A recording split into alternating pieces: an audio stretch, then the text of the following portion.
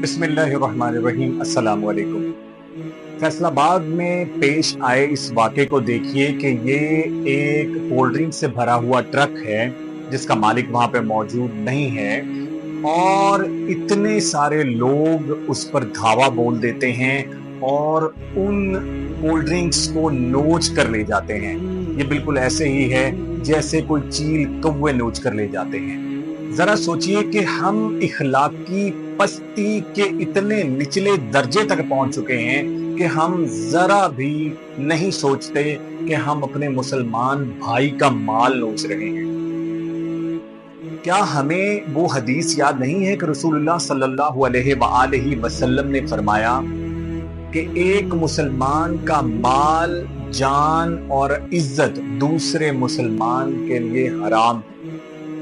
लेकिन उसके बावजूद आप देखिए कि किस तरह से जब भी कभी हमें मौका मिलता है तो हम अपने दूसरे भाई का माल ऐसे ही छीन कर ले जाते हैं। जरा इस वाक़े को देखिए और इन लोगों को देखिए और सोचिए कि हमारी दुआएं क्यों कबूल नहीं होती हैं। जरा सोचिए कि दिन ब दिन जो पस्ती की तरफ हम चलते चले जा रहे हैं और जिस तरह से इतने सारे मसले मसाइल, इतनी सारी परेशानियां हमारी जिंदगियों में आती चली जा रही हैं, उनकी वजह क्या है? ये कितनी ही अफसोसनाक बात है।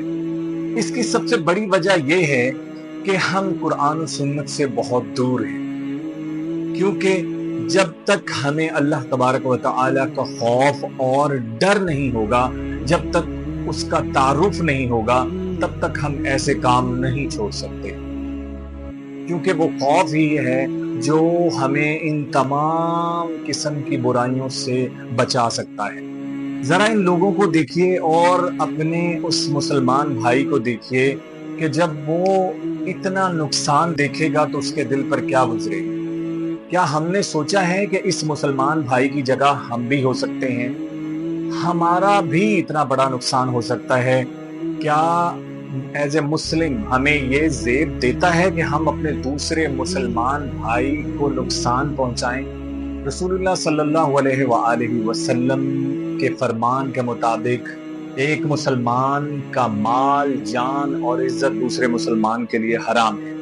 यानी कि आप अपने मुसलमान भाई के माल को बिल्कुल भी इस्तेमाल नहीं कर सकते हैं, उसको बिल्कुल नहीं चुरा सकते हैं, उसको बिल्कुल नुकसान नहीं पहुंचा सकते हैं। लेकिन यहाँ पर देखिए कि हम मुसलमान होकर अपने दूसरे मुसलमान भाई को जब भी कभी मौका मिलता है तो हम कैसे चील और कौवों की तरह नोचते हैं। जरा सोचिए कि हम पर जो इतने सारे मुसीबतों के पहाड़ आए हुए हैं, इतनी ज्यादा परेशानियों में जो हम घिरे हुए हैं, इसकी वजह क्या है?